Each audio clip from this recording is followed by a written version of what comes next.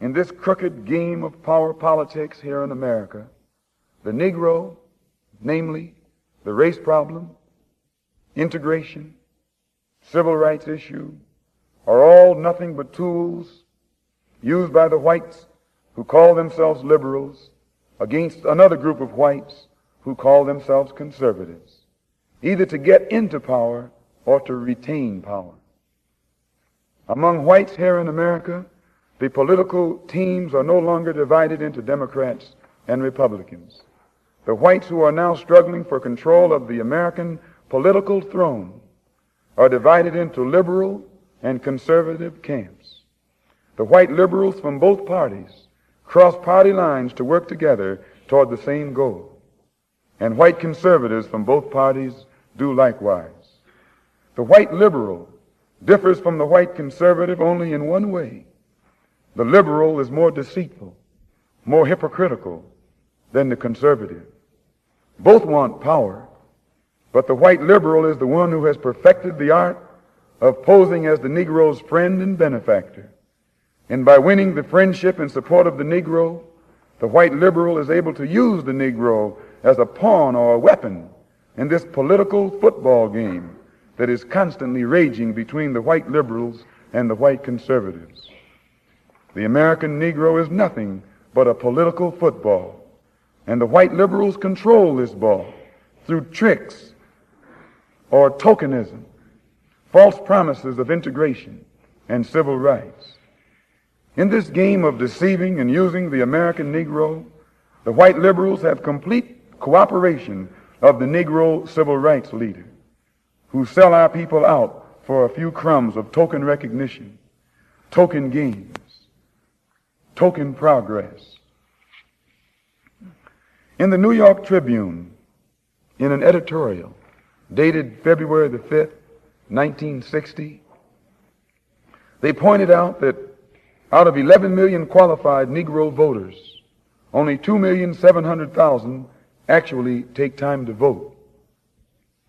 This means that, roughly speaking, only 3 million out of the 11 million Negroes who are qualified to vote take an active part, and the remaining 8 million remain voluntarily inactive. And yet it is this small minority, the 3 million Negro voters, who help determine who will be the next president. If who will be the next president can be influenced by 3 million Negro voters, it is easy to see why the presidential candidates of both political parties put on such a false show with the Civil Rights Bill and promises of integration. They must impress the 3 million voting Negroes who are the actual integration seekers. And if so much fuss is made over these 3 million integration seekers, what would the presidential candidates have to do to appease the 8 million non-voting Negroes if they ever decided to become politically active? They hold the balance of power. Who are the 8 million non-voting Negroes? What do they want? And why don't they vote? The 3 million Negro voters are the so-called middle-class Negroes, or high-class Negroes, or uppity Negroes, who are referred to by the late Howard University sociology professor E. Franklin Frazier as the black bourgeoisie, who have been educated to think as patriotic individualists with no racial pride whatsoever, who believe in and look forward to the future integrated, intermarried society that is constantly being promised to them by the Negro politician. And therefore, this integration-minded 3 million minority remain an active part of the white-controlled political parties. But it must never be overlooked that these 3 million Negro integration seekers are only a small minority of the 11 million qualified Negro voters. The 8 million non-voting Negroes are the majority, the downtrodden black masses. They have refused to vote. They've refused to take a part in politics because they reject the Uncle Tom approach of the clergy politician leadership that has been handpicked for the so-called Negroes by the white man himself. This clergy politician leadership does not speak for the Negro majority. They don't speak for the black masses. They speak for the black bourgeoisie, the brainwashed, white-minded, middle-class minority, who, because they are ashamed of their race, because they are ashamed of being black, and don't want to be identified with black, they are seeking to lose this black identity by mixing and mingling and intermarrying and integrating with the white society. The race problem cannot be solved by listening to the white-minded, brainwashed minority. The white man must try to learn what the black majority wants. The president would be wise to try and learn what the black masses want. Congressman, why do politicians have such low credibility today? Well, I think it's partly because there's so many problems in the world, and people are so dissatisfied, and there's so many things they want they can't aspire to, and they turn to the government, and the government doesn't satisfy them, and so they figure that and they give up. They give up. You know, I was saying just today that there isn't a government in the free world that has a majority government. Every government in the free world is a minority government. All the European countries have minority governments. We have a divided government here, and and we do have terrible problems in the world, and we don't have all the solutions as hard as we may try. Do you think it's often the fact that those who have money get into office? Well, I don't think that's exactly true, Mike. That's one of the reasons that I'm in favor of strict limitations on campaign spending so seats can't be bought. Let me say, when I was elected to Congress, I spent $3,000 to unseat a four-term incumbent. And I don't think money, I think the American people are too sophisticated. I don't think money will do it anymore. Look what happened to Senator Fulbright in Arkansas. Yeah. He spent 3 times as much as his opponent, but he'd been in Senate 30 years, and his time was up, and the people didn't want him anymore, and the money wouldn't do it. I think he was a valuable senator. I've disagreed with him sharply many times, but there comes a time, and I hope I'm going to know when my time comes ahead of time and quit before I'm defeated. 30 years, though, he can't be too sad about that. No, I don't think so. Run. That's a long time. That's a long run. Would you ever get into politics, Mohammed? No, sir, because, see, when you people discuss things, they're not our problems. See, I'm looking at the black people as a nation, and all of our problems, you all don't have nothing to solve them. See, we need a spiritual, divine man, and I believe Elijah Muhammad is that man. We have prostitution problems in New York City mainly, and all I see is the black sisters being used by all type men, and ain't no politicians mentions it.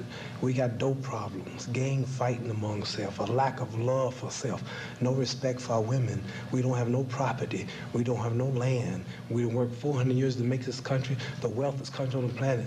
None of you politicians talk about repaying us for the 400 years of slave labor. You're not the ones who slaved us, who lynched us or raped us, but your people stole the property and left it with you, and you still guilty because you keep it. All the TV stations, all the lecture traditions, the Ramada Inns, the Holiday Inns, all the land, everything is yours. So ain't nothing in politics for us. Yeah, but as a politician, couldn't you help the blacks? No, because I got to have the white man's flag over me, and I got to represent all of them. No, you don't. I'll change. I disagree with that, Muhammad. You know, there are a lot of blacks in Congress, and they don't have the white man's flag. I don't fuss at the brother on TV. No, I know. Let's don't be niggas and fools in front of white people. I'm not gonna fuss. Let me talk to them. I'm talking to them. Yeah, I'm gonna talk to everybody here. Well, I'm talking to them now. But take your hand on my face. I'm talking to everybody here. Let me talk to them. They asking me questions. I understand it. This is our problem. I understand. You understand? We got to get together. We're not gonna. And I don't think politics have a problem. I'm talking to brothers. No, but I want to change the color of the flag. I'm serious about that. I'm not. Okay. You talk about the flag over your head. If we gonna change the color of the flag, okay, that's a heck of a job. Yeah.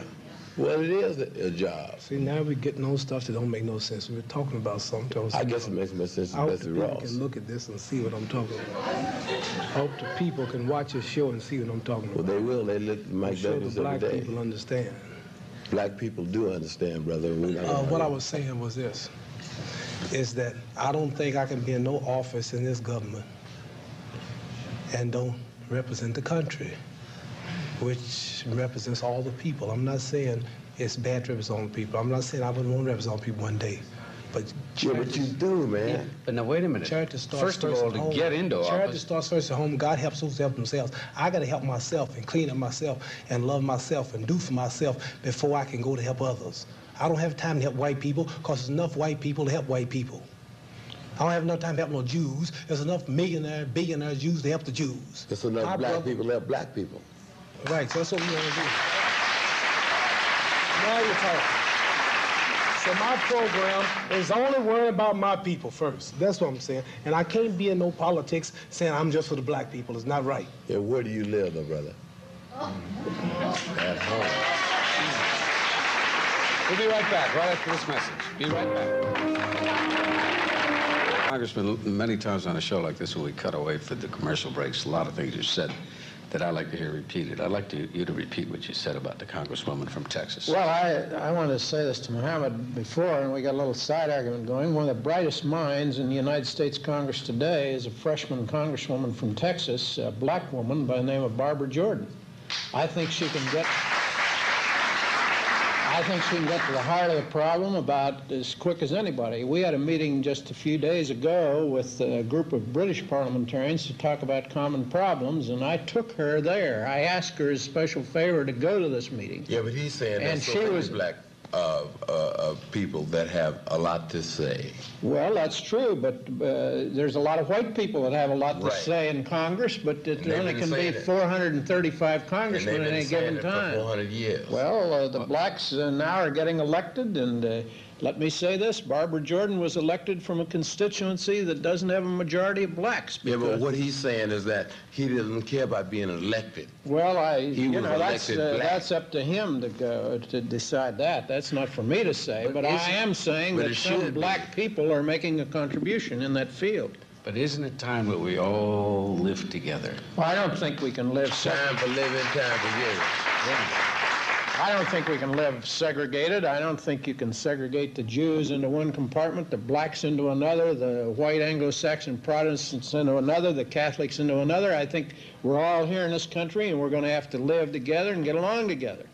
And your entertainment wouldn't go if nobody but blacks went to it, or paid, or got admissions, and your I'll fights, stop right there. your fights I wouldn't wanna gross say one what they thing. do if the I wanna whites say- didn't I want to say contribute. one thing. If there's a white man come to hear him, we got 40 million black people that love his music. He don't need no white audience. I just Well, want to there's say. no 40 million white people in this country. There's I'm only just 11 saying, I million. can't let you stay on the TV Thank you, brother. and say that he wouldn't make it if it wasn't for the white people. Well, I'm not saying he wouldn't make it, but I'm saying he wouldn't make it as big as he did. You're right, if them white people promote it. No. I got one more thing to say too. Okay, now If it wasn't for the black people. what he's saying is that it does not make you big something else because white people come. Congressman another didn't one. say that. He said I you know. wouldn't go as I'm big. saying He what he said. said. Nor would your fights, And is your what he country said. wouldn't be here if it wasn't for us. Well, they don't need it. America wouldn't be nothing if it wasn't for my people slaving and working for 400 years for you white people, fighting in all of your wars. Yeah. Then you talk about if That's I right. didn't, white people come to my fights wouldn't have no money. We built the country. That's right. We fought in all the wars. We were lynched. We were captured. We were murdered. And Some of us were in on We that. want to give you a little bit. We want to give you some credit, Mohammed. But after all, you're 11 million out of 210 million, so you didn't do everything. The whites did something too. You know. You did do Everybody made a contribution. You did do something. You killed off all the Indians, then you brought us over and robbed us. Yeah, but what Mike's trying to say is that You did all there's of a way to say all of this without having any animosity. Exactly. That's right. I buy Yeah, that. well, see, ain't no animosity. Ain't nobody hitting nobody. But it should not sound like it. Words are more powerful than fists. That's why. That's why animosity. I think it's a fairly simple, simplistic argument that we're having here. On the one hand saying, why can't we all live together? Now we know that it's tough to live together, and we know that there are animosities, and we know that there's back dues and back pay and back things that are owed to people, and not just to blacks, to Indians as well, and to women as well, and to other minorities as well. It is not simplistic. Well, there's nothing simplistic. A man and his wife don't live together in perfect harmony all the time. I'll tell you one thing. Sometimes they have problems. You take a house, you take a country, you kill off all the Indians, you kill off the blacks, and you get everything is yours. Now you say, let's live together without giving up nothing or repaying. Now you want peace. You got everything now. You done conquered the world. Now you want to be peaceful. Well, people ain't resting. They don't want no peace. Yeah, but if somebody said, I only care for whites, we would label him by very ugly epithets. And if I said, I only care for Jews and nothing else, I would be labeled as an exclusionary, I only care for the elitist freedom. I only care for the freedom and the unity of my people. Everybody else has got it. Not really. No, not true. Not everybody else. I don't buy that. Well, I tell you what. I bet you the Viet Cong, who we black people, not me, I wasn't fool enough to go, who those who helped fight, I bet you the Viet Cong is more citizens and can come here and put on a little suit and get more freedom and move in neighborhoods and put up business where Negroes can't. I believe that. No, that's not right. I believe that. I believe that. They're under a dictatorship just like the Russians. The Japanese can, the Germans can. Everybody that's not American can go and do what Negroes can do. So quit being hypocrites on this TV. The whole world know Negroes the lowest, the most down, the most disrespected, and the less protected than anybody.